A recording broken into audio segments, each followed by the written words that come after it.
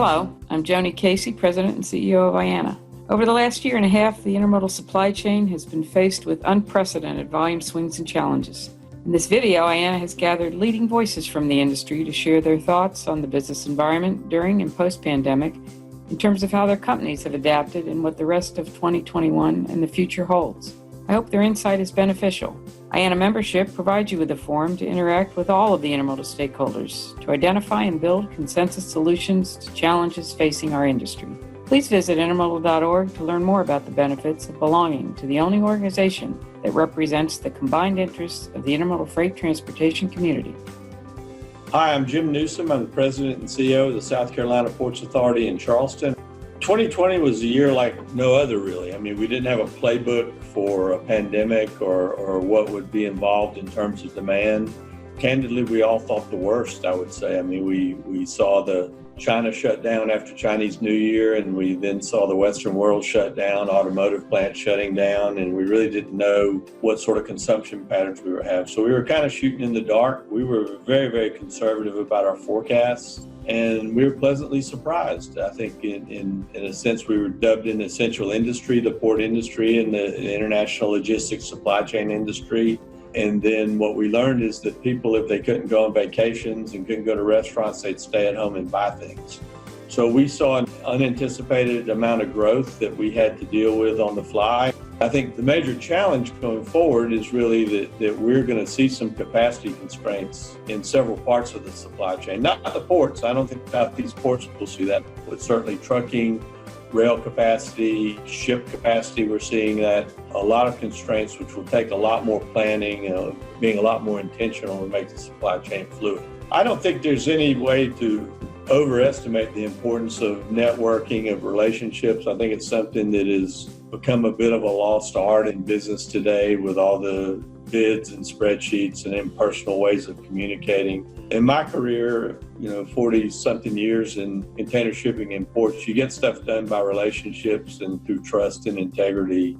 You can't reduce everything to writing in an agreement. I would give two pieces of advice. One, don't just necessarily extrapolate what happened in 2020. Everybody's saying today that demand is just going to continue to grow and grow and grow. I don't know that I believe that. I think people that didn't take vacations in 2020 might take two in 2021 once they have a vaccine. I think demand will level off a bit. I do think people have to pay attention to capacity throughout the international supply chain, be it transload capacity, warehouse capacity, trucks, rail, ship capacity, and have to have a little longer term focus. I think we've got to have a view that's bigger than our own organization. We certainly do that in the type of operating ports we have in the Southeast here, where we invest a lot, we own and operate the port. And we just can't look at what's good for us. We have to look at what's good for the whole supply chain industry. So people have got to be a little more long-term minded, a little more strategic, and a little more willing to give and take, not just optimize their own world. IANA brings people together from the very nature of IANA, and certainly its board structure is that you have different modes represented on the board, different stakeholders, and so it creates an opportunity to interact. IANA is good at creating forums and basically an operational meeting, and its Intermodal Expo are good opportunities to interact. So I think IANA is a catalyst for the type of dialogue and exchange of views on things that hopefully makes the industry better.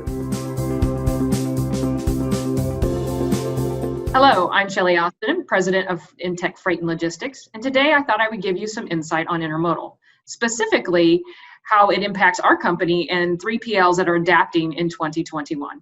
Our business has grown, our customers needed the service, and we found new and creative ways to adapt to the environment around us.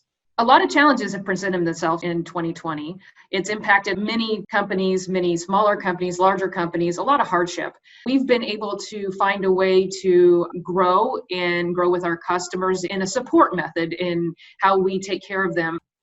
So looking into 2021, we have to learn from what we experienced in 2020. And we have to figure out, it's not going to automatically just be roses and beautiful in 2021. There's going to be a lot of this cleanup, and there's still going to be a lot of challenges that we experienced in 2020.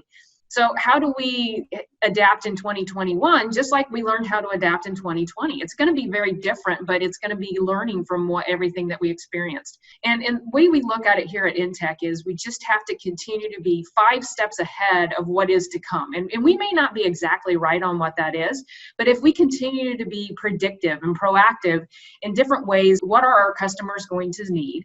And then we work back from what our customers are going to need, and we figure out what we need to do internally, whether that be, do we need to do additional enhancements with technology? A lot of this had to do with our network, and I would say that IANA was a big piece of this, because the people that you knew before, and you couldn't just all of a sudden meet with them and do all these different conferences and go talk and do these things where that's where everything used to happen.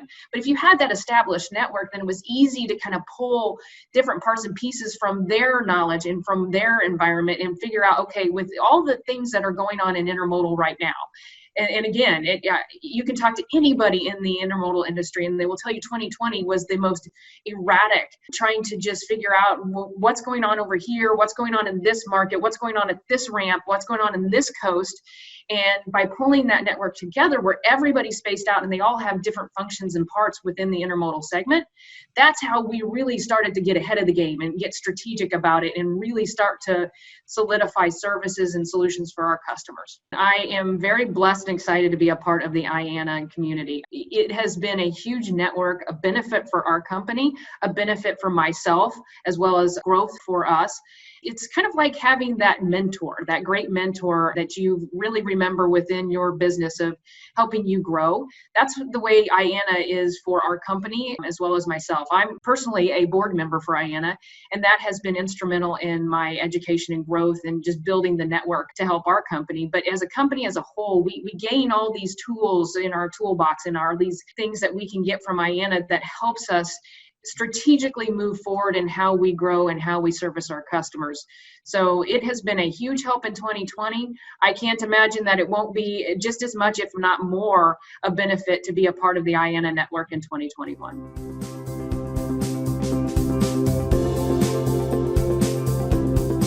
My name is Doug Hain. I'm the Executive Vice President of Milestone Chassis Company. During 2020, it was really a tale of 2 different times. The first half of the year, our business really suffered as people dealt with the tariffs that were imposed upon Chinese imports. And obviously the pandemic really slowed down any type of imports, so people didn't need chassis. On the other side of that, our business with the package carriers for everybody that stayed at home and ordered online really boomed, so it really helped. Second half of the year, the chassis business completely took off as the imports came in, and it continues to go strong all the way into 2021. It was as if the first half was completely turned off, and the second year they opened the hose and overflowed it. So during the pandemic, we initially did work from home. We had people working from home. We still have people working from home today. But we were also deemed a essential business because of the fact that we are serving the transportation industry and in specific, a couple of government entities. So we did always have a skeleton crew in. We constantly, even when we didn't have people in, everybody, of course, is on Zoom and on Teams and everything else, meetings. So we were able to adapt to that pretty good. There's some of the things that you miss in face-to-face, being across the table from someone, but generally it worked very well. Well, I think as 2021 continues the boom from 2020 on imports, obviously there's a lot of volume out there that needs to be moved. There's still 30 ships sitting offshore in Los Angeles and Long Beach waiting to unload right now. It's really still booming. So I think the challenge is going to be with the U.S. International Trade Commission putting some countervailing duties on imported chassis from China. It's going to drastically cut the supply of equipment. So, if there's something that you really need to be prepared for in 2021, it's plan. And if you think you're going to need chassis, get them now, because there will be a shortage of chassis production when it really picks up and starts to boom. Preparing for what you would always call peak in a normal intermodal time is very key. So even though business was very slow for us on the chassis side during the first half of the year, yet our trailer business was going very strong, we prepared for what was supposed to be a coming peak. It's something that we always do. We do not stop preparing or repairing equipment. We continue to do that to be ready so that whenever the business does pick up, we're ready to go ahead and provide people with equipment. So as the business started to pick up, immediately the bookings through our online app took off. People were taking daily chassis out. People were looking for longer term. And, I think that's a key is preparation. As a member of IANA and actually a board member as well, it's important to be part of these organizations. And right now, at the time when you can't be out knocking on doors and meeting people, it's very important that you've got those contacts with people. And a lot of times those people can open doors for you as well. So I encourage people to, participate not only in IANA, but other organizations that do encourage that type of networking, because I think it's important for everyone. And, I'm looking forward to hopefully a September or October that we can get together as a group and have an expo this year.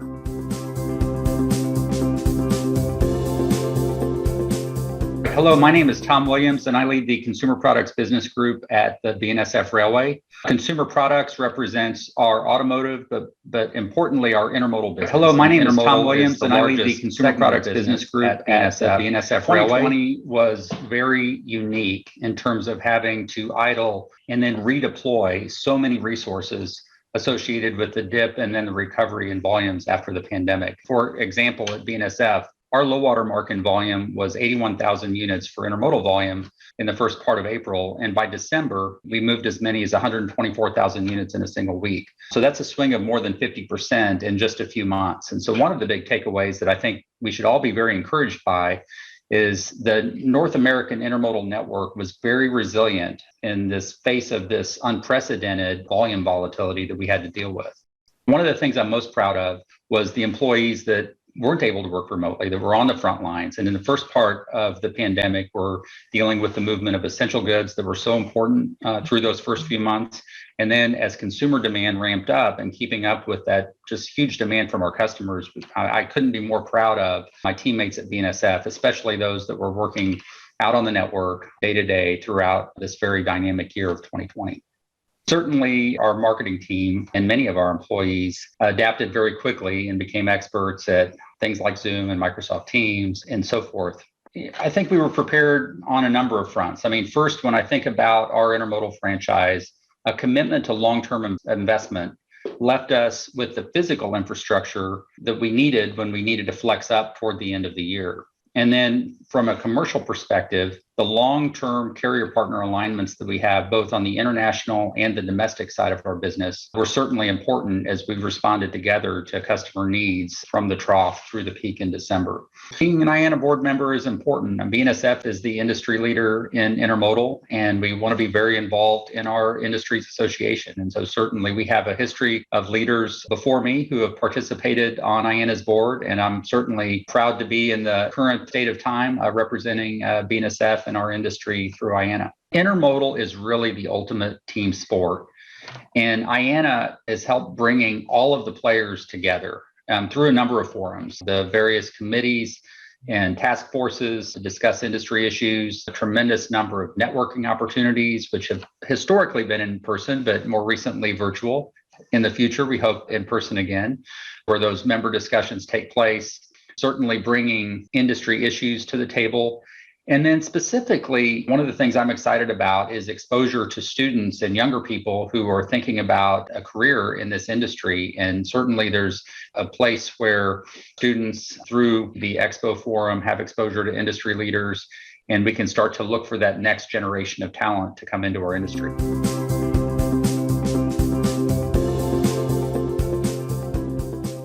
Hey, I'm Gary Cornelius, Vice President of Business Development with TCW, based out of Nashville, Tennessee. We're an asset-based motor carrier serving several markets throughout the Southeast United States.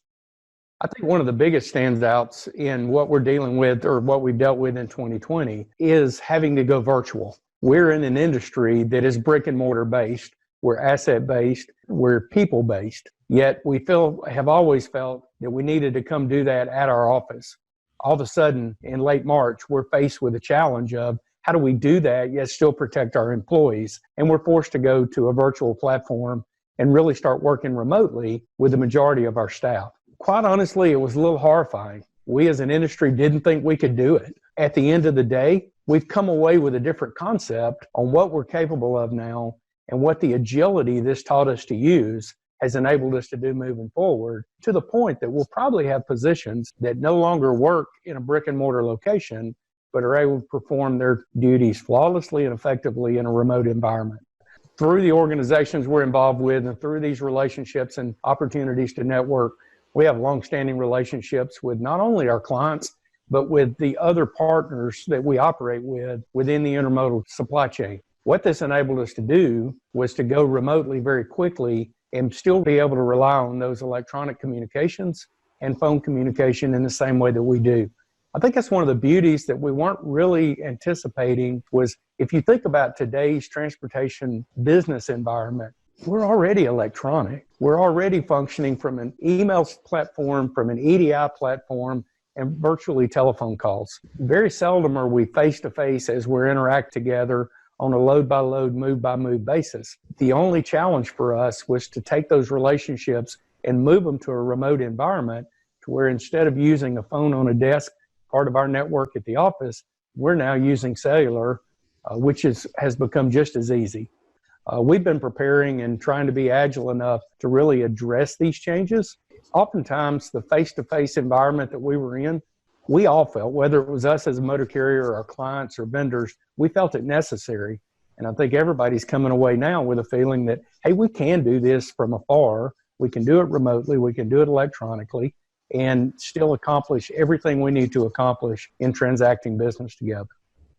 I think one of the other things, too, from a challenge from the industry standpoint, is commonality in information. Information has become very, very important in our industry. Unfortunately, our clients are adopting it much faster than we as an industry are. We deal with it on a daily basis, yet we deal with it in very proprietary funnels. There's not a commonality out there that really allows one platform. Us as a motor carrier, every port, every rail we service 7 Class 1 railroads, we service 6 port facilities. Each one of them has their own information platform, and they're unique. There's not a commonality that allows all of us to share the benefit of that information in one location. It's something that we talk about frequently in a lot of committee meetings within IANA. It's also something that we talk about how IANA can facilitate. And I think that's one of the big goals that IANA should have going forward, is how can we facilitate a common flow of information. And I think one of the biggest things we as IANA can do is align ourselves to make sure we're bringing good solutions together as supply chain partners, but then making sure they align with what our end user, the beneficial cargo owner, is looking for in the intermodal product.